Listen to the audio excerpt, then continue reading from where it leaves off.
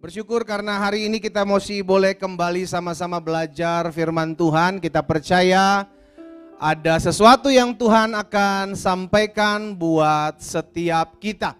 Karena itu pastikan setiap kita menyadari akan apapun yang Tuhan izinkan terjadi dalam hidup kita, semua Tuhan sudah atur baik. Ya, sehingga tidak ada lagi yang perlu kita takuti. Tidak ada lagi yang perlu kita cemasi, tidak ada perlu lagi kita streskan dalam hidup kita mengiring Tuhan, karena semua dalam campur tangan Tuhan, semua dalam kendali dan kuasa Tuhan, dan semua ada dalam berkat pemeliharaan Tuhan. Sama-sama taruh tangan kanan kita di dada, sama-sama bilang sama saya, hidupku ada dalam pemeliharaan Tuhan. Colek kanan kirinya, hidup kamu juga, tenang, jangan khawatir. Amin. Bapak Ibu Saudara yang dikasih dalam Tuhan, hari ini secara khusus saya akan sampaikan satu kebenaran firman Tuhan tentang jalan keluar. Tidak ada manusia di muka bumi ini yang tidak punya masalah. Sebaliknya, tidak ada manusia di muka bumi ini yang tidak memerlukan jalan keluar. Setiap orang perlu jalan keluar sehingga bisa melewati masalah. Itu sebabnya ketika bangsa Israel ada dalam tekanan di tanah Mesir, maka mereka berdoa kepada Tuhan. Tuhan mendengar doa mereka. Alkitab katakan Tuhan pakai Musa untuk menjadi alat tangan Tuhan untuk membawa bangsa Israel ini keluar dari tanah Mesir. Wah, sukacita mereka. Karena selama ini itu yang menjadi kerinduan mereka. Siapa yang menjadi pembebas kita untuk membawa kita keluar? Jadi jalan keluar sangat dibutuhkan, jalan keluar sangat diperlukan buat kita menjalani masa kita hidup.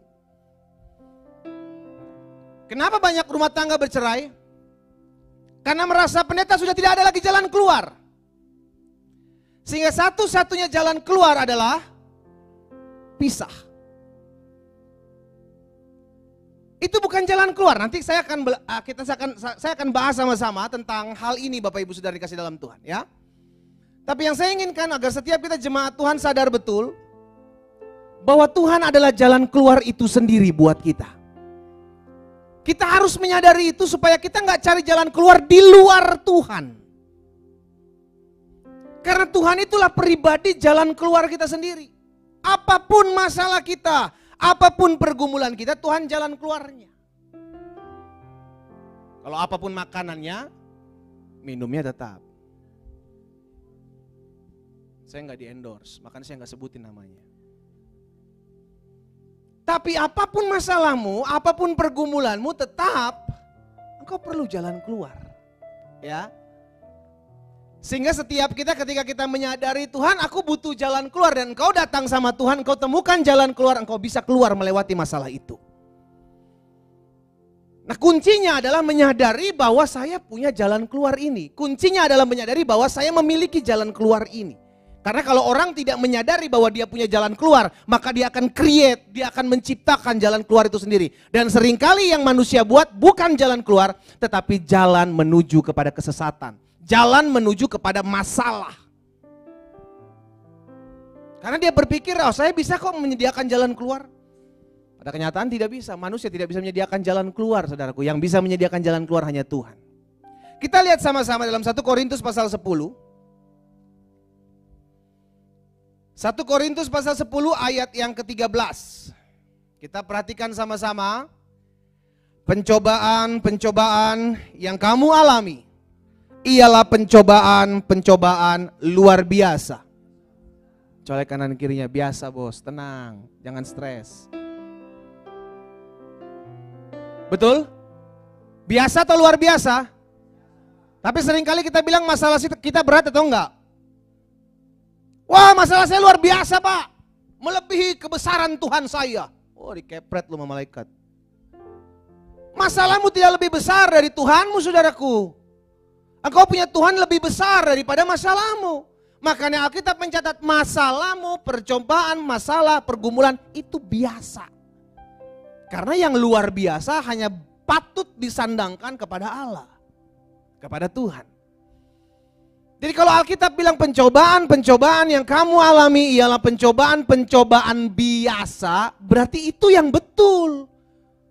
Sampai kalau saudara bilang pencobaan saya berat pendeta, pencobaan saya ini luar biasa buat saya, gak bisa saya, gak mampu saya, gak kuat saya.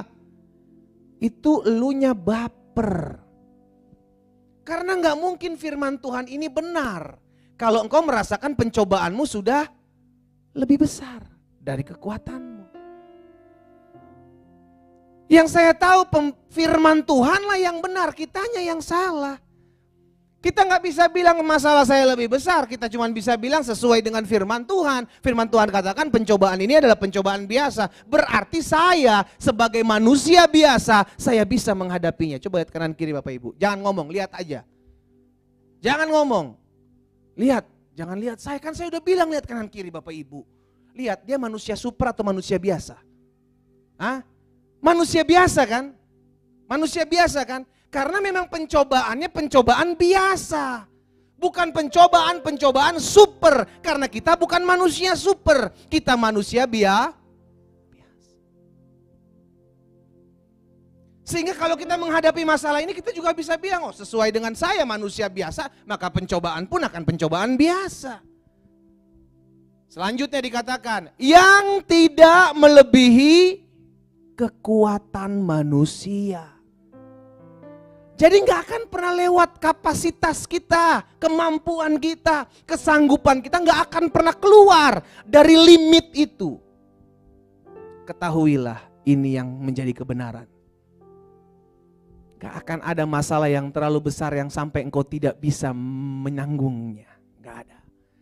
Gak ada pergumulan yang sampai terlalu berat sampai engkau bilang aku udah gak sanggup Pak. Aku udah gak kuat. No, engkau kuat, engkau sanggup. Karena itu tidak melebihi kekuatanmu.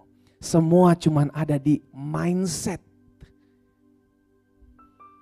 Kalau kita bilang gak sanggup ya jadi lu bilang gak sanggup. Kalau kita bilang gak bisa, jadilah gak bisa. Kalau engkau bilang aku gak bisa mengampuni istriku, suamiku, jadilah seperti itu. Karena engkau menciptakan monster dalam dirimu sendiri yang berkata aku tidak bisa. Pada kenyataan engkau bisa. Hanya engkau menciptakan ketidakbisaan itu buat dirimu. Jadi pencobaan biasa yang tidak melebihi kekuatan manusia. Jadi kita sadar ya, hari ini saya mau garis bawahi Bapak Ibu, bahwa engkau sanggup melewati masalahmu saat ini, apapun itu. Engkau bisa, engkau sanggup, engkau mampu. Karena ada satu janji, pencobaan manusia itu tidak akan melebihi kekuatan manusia. Selanjutnya dikatakan, sebab Allah, apa dibilang? Setia. Dan karena itu ia tidak akan membiarkan saudara dan saya dicobai melampaui kekuatanmu. Nah lihat, diulang lagi gitu loh. Karena kesetiaan Tuhan, Tuhan gak akan pernah mengizinkan masalah itu melebihi kapasitas kita. Itu sebabnya kenapa Ayub diuji, karena Tuhan tahu Ayub sanggup. Ayub diuji karena Tuhan lihat Ayub mampu. Tenang. Saudara kalau dilihat Tuhan gak sanggup, saudara gak akan dikasih masalah yang lebih besar dari kekuatan kesanggupan saudara. Gak akan, karena janjinya firman, bukan perasaan. Perasaan-perasaan kita lah yang seringkali bilang kita gak bisa, kita gak mampu, kita gak kuat. Ya, sebab Allah setia. Dan karena itu ia tidak akan membiarkan kamu dicobai melampaui kekuatanmu. Perhatikan selanjutnya.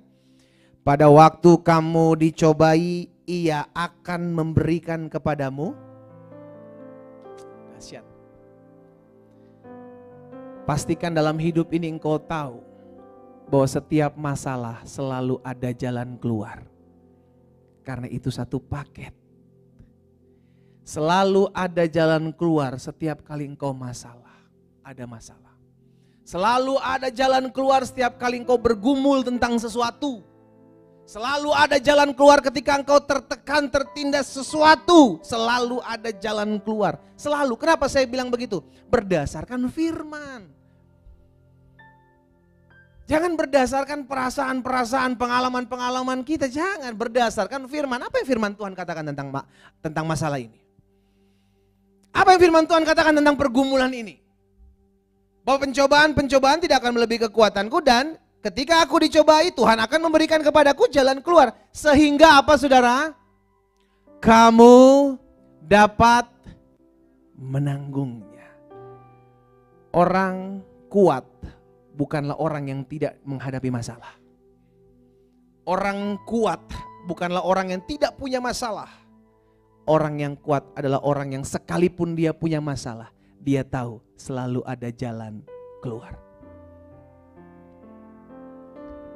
Ada banyak orang kehilangan pengharapan karena dia berasa hidupnya sudah tidak ada lagi jalan keluar.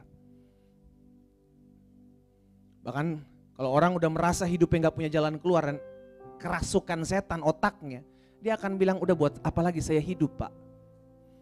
Lebih baik saya mengakhiri hidup saya. Buat apa lagi saya hidup? Buat apa lagi saya hidup kalau masalah ini gak selesai-selesai, Pak? Orang seperti itu gak menyadari bahwa dia punya jalan keluar. Saudara, kalau kita terjebak macet, kira-kira yang kita cari apa? Hah? Alternatif. Bagaimana saya bisa keluar dari kemacetan? Insting manusia itu udah seperti itu Tuhan ciptakan. Sehingga ketika mentok dengan sesuatu, rumusan yang dia bangun adalah bertahan hidup. Caranya bagaimana bertahan hidup? Cari jalan keluar. Kalau dia cari jalan keluar tetapi hubungan dengan Tuhan tidak dekat, maka dia ciptakan jalan keluar sendiri sesuai dengan suka-sukanya dia. Gak peduli saya harus menyakiti orang lain, gak peduli saya harus siksa orang lain, gak peduli saya harus hajar orang lain, yang penting saya temukan jalan keluar buat hidup saya. Itu jahat. Itu jahat. Dan orang yang tidak dekat dengan Tuhan itu yang akan dia buat. Jalan keluar itu dia ciptakan sendiri, gak pusing dengan membuat jadi orang punya jalan keluar orang lain jadi jalan buntu buat dia. Yang penting saya memiliki jalan keluar nih. Karena manusia memang diciptakan untuk survive. Sehingga akhirnya kalau orang itu tidak dekat dengan Tuhan, maka dia akan menciptakan jalan keluar sendiri. Sekalipun orang lain jadi jalan buntu buat orang lain. Nah itu sebabnya kita perlu menyadari akan hal ini Bapak Ibu Saudara yang dikasih dalam Tuhan. Bahwa segala sesuatu yang kita hadapi apapun itu, kita punya jalan keluar yang daripada Tuhan. Dan jalan keluar itu adalah Tuhan itu sendiri. Jadi jangan pernah menciptakan jalan keluar yang kau ciptakan hanya menuju kepada kehancuran. Percayalah bahwa engkau punya jalan keluar yang dari Tuhan dan datang sama Tuhan. Yesus pernah menyatakan dalam Yohanes 10 ayat 9, saudara bisa lihat. Dalam Yohanes pasal 10 ayat 9 firman Tuhan bilang begini. Yuk kita baca sama-sama. 3, 4. Akulah, why? Kenapa Yesus mengatakan akulah pintu? Bukan dia bilang akulah plafon. Akulah jendela. Akulah kursi. Kenapa, Pak? Kenapa pintu? Karena manusia butuh pintu ketika dia mentok jalannya. Manusia butuh pintu sebagai jalan keluar ketika dia tidak tahu lagi harus buat apa. Itu sebabnya kenapa manusia harus datang kepada penciptanya. Kenapa manusia harus datang kepada Yesus, kepada Allah untuk menemukan jalan keluar itu. Akulah pintu, barang siapa masuk melalui aku, ia akan selamat. Dan ia akan masuk dan keluar dan menemukan padang rumput. Pintu bicara tentang masuk dan keluar. Kita masuk karena kita perlu keselamatan. Makanya kita masuk melalui pintu yang bernama Yesus Kristus. Itulah pintu menuju kepada kehidupan kekal. Masuk. Lalu pintu yang sama ketika engkau sedang menghadapi masalah di tengah engkau mengiring Yesus. Pintu yang sama akan menjadi pintu keluar, pintu jalan keluar ketika engkau menghadapi tekanan dalam engkau mengiring Tuhan. Makanya sadari bahwa ketika engkau punya Yesus, engkau punya pintu itu, gitu loh. Engkau punya Yesus, Yesus cukup untuk membuat engkau bisa ngelihat pertolongannya. Cukup. Dan ketika kita menyadari bahwa Yesus adalah pintu, barang siapa masuk dan keluar melalui aku, ia akan menemukan padang rumput, sungguh kita tidak akan kekurangan suatu apapun yang baik. Kuncinya satu, engkau sadar bahwa engkau punya pintu. Saudara, ada yang sampai sekarang masih suka nonton Doraemon? Pintu kemana wae? Pintu kemana wae? Lu mau kemana ada pintunya? Lu mau kemana ada pintunya? Jadi kalau kita menyadari kita punya pintu ini, kita nggak tertekan hidup. Tuhan, aku sedang mengalami jalan buntu. Tuhan Yesus bilang, aku pintu, ayo masuk ke aku. Tuhan, aku nggak tahu mesti buat apa, aku pintu, lewati aku. Itu membuktikan bahwa setiap manusia perlu juru selamat, setiap manusia perlu Tuhan dalam hidupnya. Siapapun dia. Walaupun dia menyadari bahwa aku gak percaya akan adanya Tuhan, oke, gak apa-apa. Tapi engkau tetap perlukan jalan keluar, bukan menghadapi setiap masalahmu. Jadi ingat, dalam hidup kita nih kita punya Yesus yang mengatakan akulah pintu. Pastikan ketika engkau menyadari engkau punya pintu itu, tidak ada namanya jalan buntu dalam kamus kekristenan. Taruh tangan kananmu di dada, sama-sama bilang sama saya, tidak ada jalan buntu dalam hidup saya. Gak ada. Orang mau bilang, wah jalan ini udah stuck, gak bisa kemana, gak apa-apa. Lu cukup panggil Tuhan Yesus, jalan itu akan jalan keluar.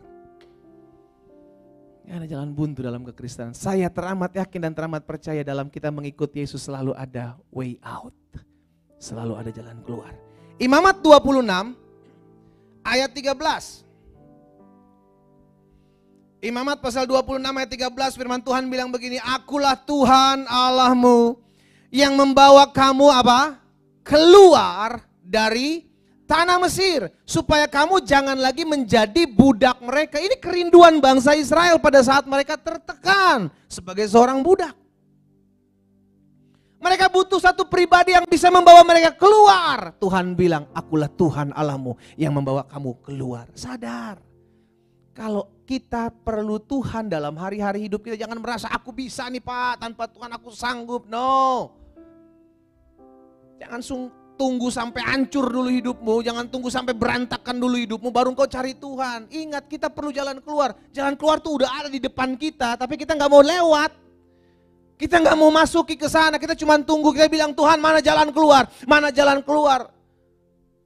Malaikat bilang, itu lihat di depan lu ada jalan keluar.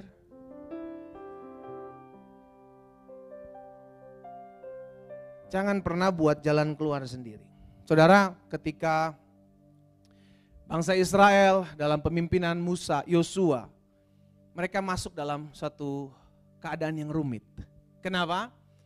Karena kota yang harus mereka serang, yaitu kota Yeriko, sudah menutup pintunya. Kota Yeriko merupakan kota yang cukup kuat, sangat kuat bisa dibilang, untuk tidak bisa ditembus. Makanya ketika semua pintu untuk menuju kota Yeriko itu tertutup, maka Yosua hampir-hampir nyerah. Itu sebabnya Tuhan bilang, oke, ikuti perintahku. Kelilingi tembok ini setiap hari satu kali. Selama 6 hari berturut-turut, 1 hari 1 kali, hari kedua 1 kali. Di hari ke-7 kelilingi 7 kali.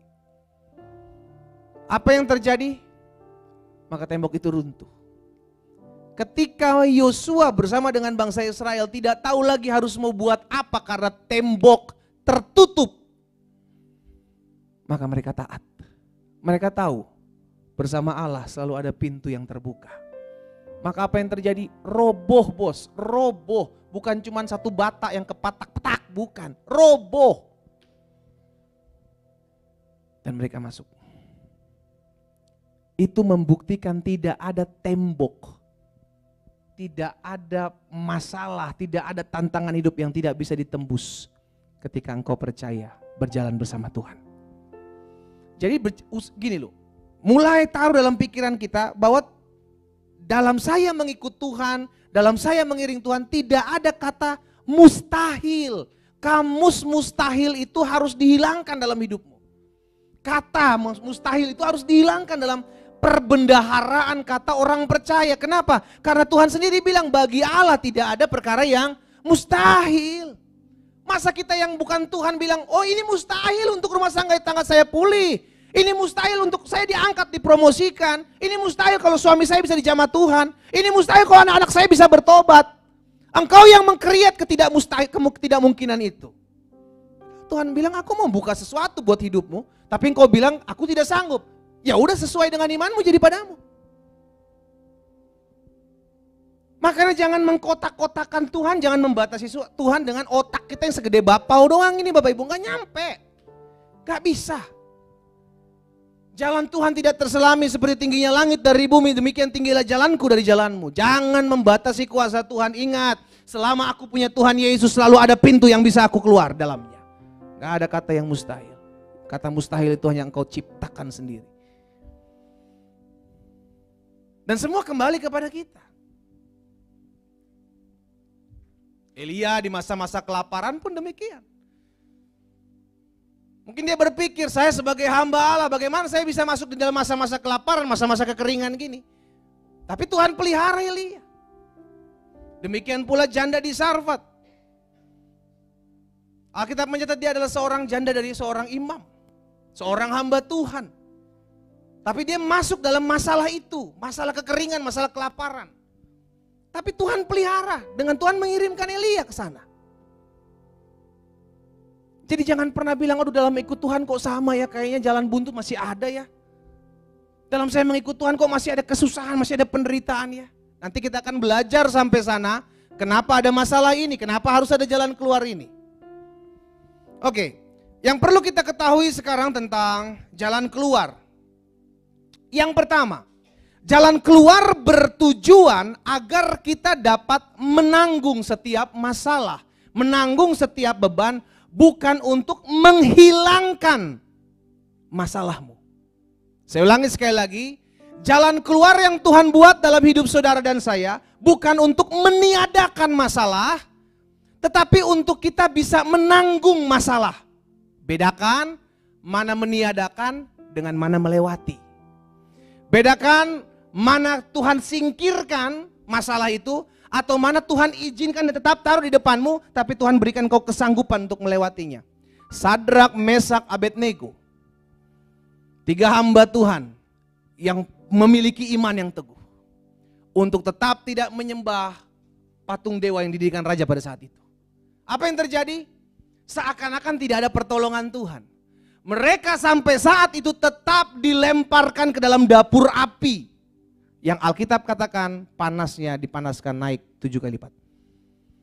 Sampai orang yang mengantarkannya aja ikut terbakar saudara. Rambutnya, bajunya ikut terbakar, merasakan bagaimana mereka yang di dalam sana.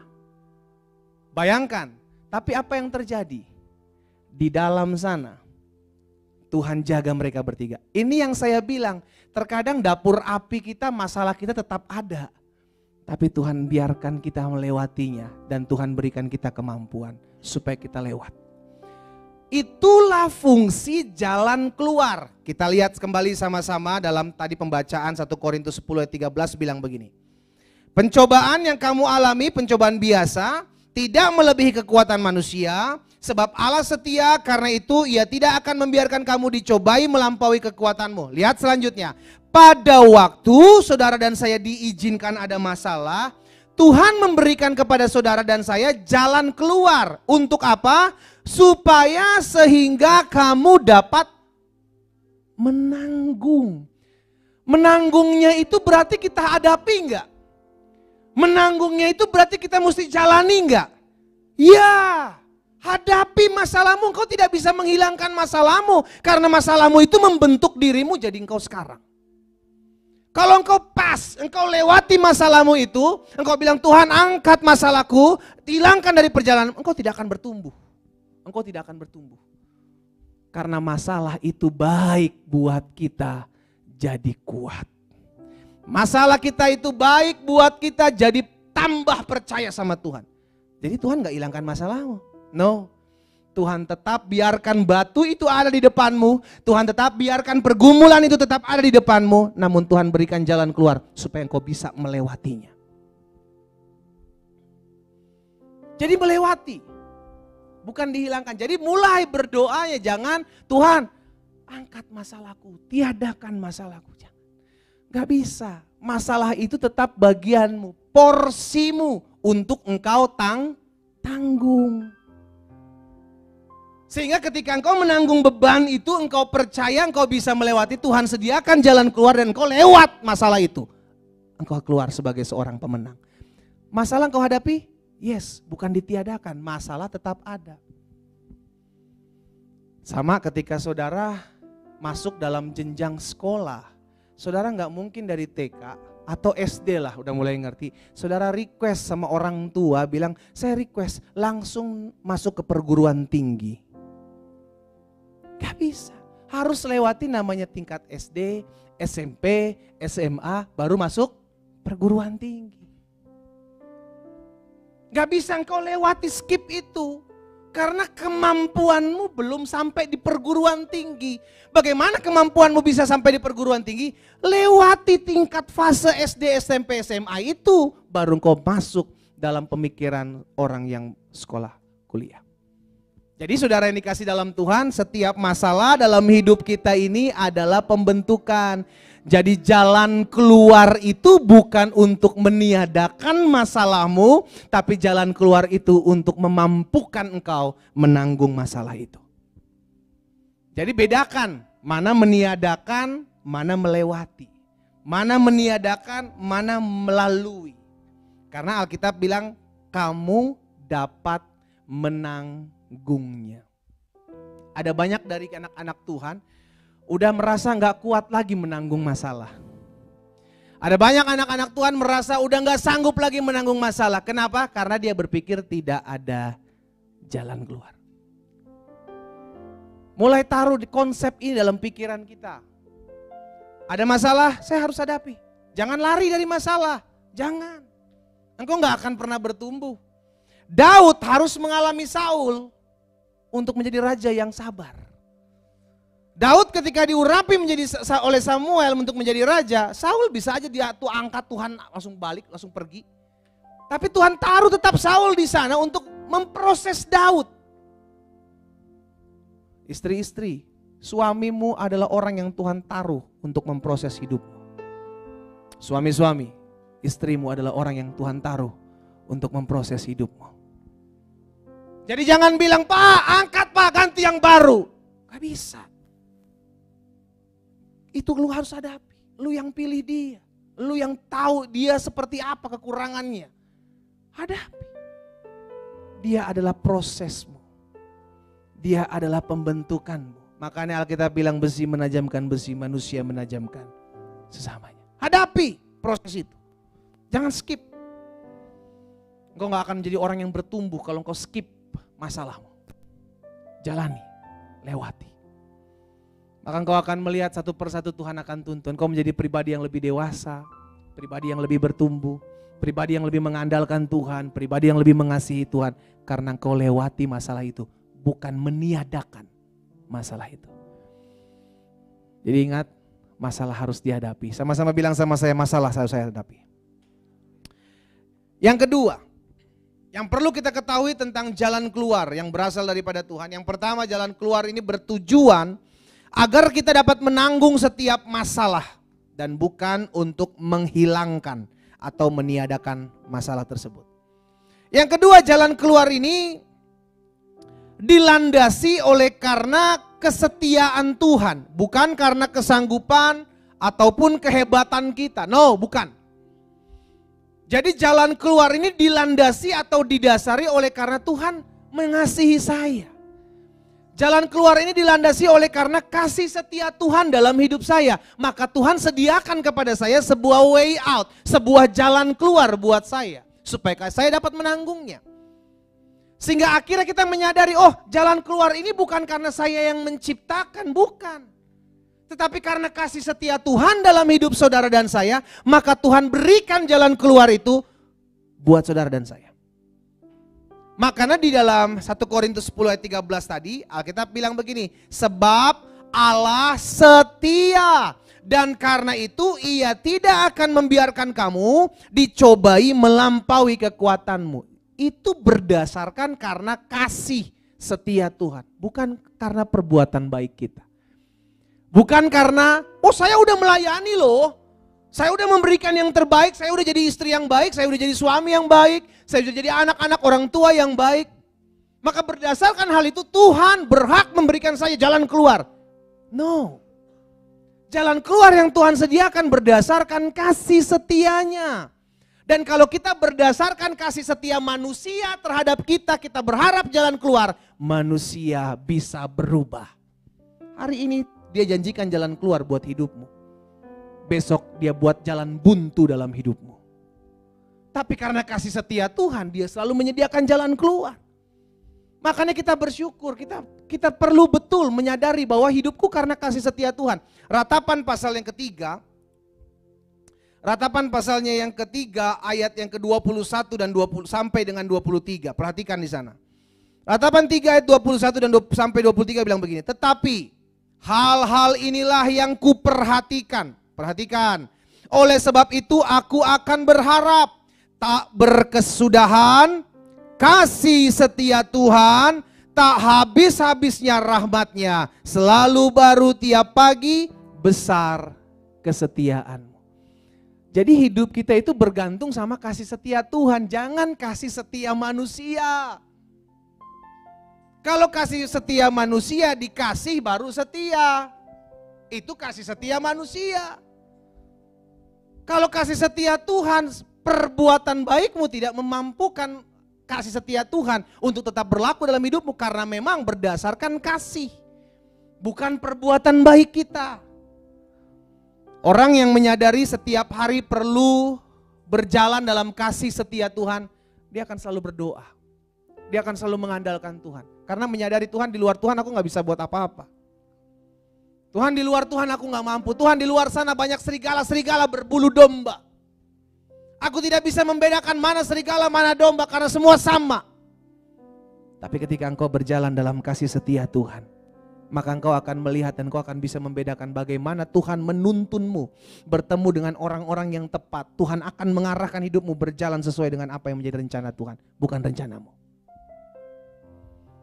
Andalkan kasih setia Tuhan, jangan kasih setia manusia, Bu. Pak, jangan. Engkau akan kecewa kalau berdasarkan hidup karena kasih setia manusia. Tapi ketika kita menyadari Tuhan, jalan keluar Tuhan sediakan karena kasih setia Tuhan dalam hidupku, maka aku mau selalu bergantung sama Tuhan. Aku selalu mau bersandar sama Tuhan. Aku gak ngerti apa-apa, aku gak tahu apa-apa, tapi aku mau tetap percaya bahwa kasih setiamu selalu baru setiap hari. Bayangkan kalau setiap hari kita hidup karena kasih setia Tuhan, wow. Betul masih ada masalah, betul masih ada orang-orang yang mungkin bisa merancangkan yang jahat dalam hidupmu. Tapi kalau landasan hidupmu berdasarkan kasih setia Tuhan, pertolongan Tuhan tidak pernah terlambat. Yang ketiga, yang perlu kita ketahui tentang jalan keluar yang berasal daripada Tuhan. Yang pertama, jalan keluar ini bertujuan agar kita dapat menanggung setiap masalah, setiap pergumulan dan bukan untuk menghilangkan atau meniadakan masalah tersebut. Yang kedua, kita ketahui tentang jalan keluar. Jalan keluar itu dilandasi oleh karena kesetiaan Tuhan dalam hidup kita.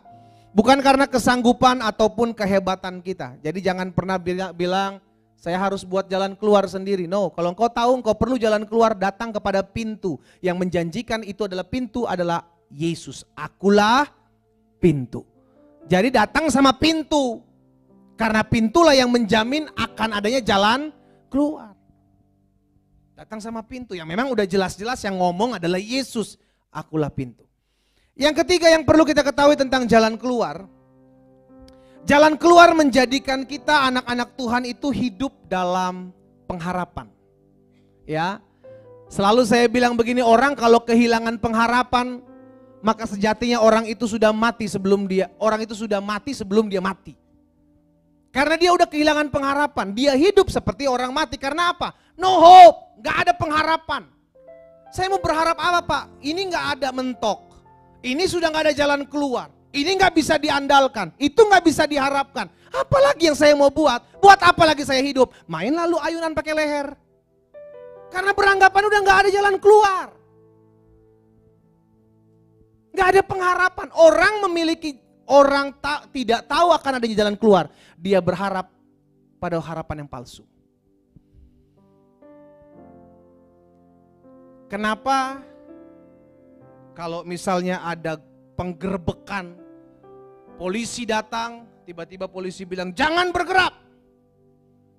Tiba-tiba orang yang di dalam ruangan yang ketakutan langsung pada nyerah. Karena tahu polisi.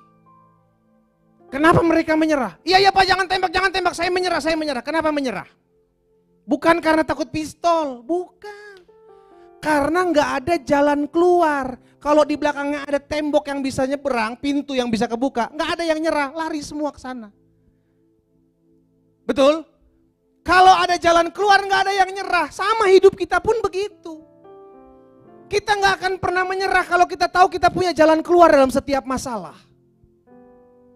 Engkau punya kunci dalam hidupmu.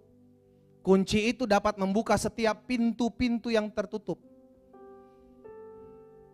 Kira-kira engkau mudah menyerah nggak ketika engkau diperhadapkan dengan jalan buntu, engkau nggak tahu nggak mesti kemana? Menyerah atau engkau berusaha buka pintu pakai kunci?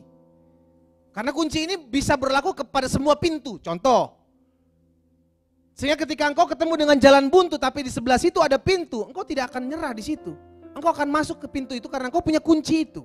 Sampai sini ngerti Bapak Ibu? Kunci itu bernama Yesus. Engkau tidak akan pernah mengalami jalan buntu ketika engkau punya Yesus. Karena Yesus bilang, akulah pintu. Jadi gak ada namanya orang Kristen itu bilang, aduh gue nyerah aja deh ngadepin lu, capek gue. Gak ada. Ini kok bos gue begini banget, ini kok usaha gue begini banget ya. Kok hidup begini banget sih ikut Tuhan Yesus. Itu perkataan-perkataan orang hopeless. Dan orang gampang menyerah ini gampang sekali dimainin oleh setan saudara, gampang. Karena apa? Karena gak sadar bahwa hidupnya punya jalan keluar. Kalau engkau tahu engkau punya jalan keluar, engkau gak akan pernah ngomong dalam mulutmu, aku nyerah Pak, aku capek, aku jenuh ngadepin hidup, gak ada. Orang Kristen harusnya menyadari setiap hidupnya punya jalan keluar. Itu aja. Sehingga ketika engkau diperhadapkan dengan masalah apapun, pergumulan apapun, engkau tahu Tuhan, aku punya jalan keluar dan jalan keluar itu engkau, yaitu Yesus. Sehingga ketika engkau mentok, engkau tidak tahu mesti buat apa, engkau cukup lipat tangan, engkau cukup berlutut, engkau cukup bilang Tuhan Yesus, aku perlu jalan keluar. Dan aku tahu engkau sudah sediakan jalan keluar bagiku. Amin. Mulai hari ini, tidak ada masalah yang tidak ada jalan keluar. Itu taruh dalam pikiranmu. Taruh dalam pikiranmu. Engkau akan jadi orang-orang yang tetap kuat, bertahan menghadapi apapun. Karena pengharapanmu selalu ada karena engkau punya jalan keluar bersama Yesus. Jangan create, jangan buat jalan keluar sendiri. Tapi datang sama Yesus. Yesus sudah sediakan jalan keluar buat saudara. Apapun masalahnya, jalan keluar yang kau perlukan cuma satu, yaitu Yesus. Jalan keluar sudah engkau miliki ketika engkau menerima Yesus sebagai Tuhan dan Juru Selamat.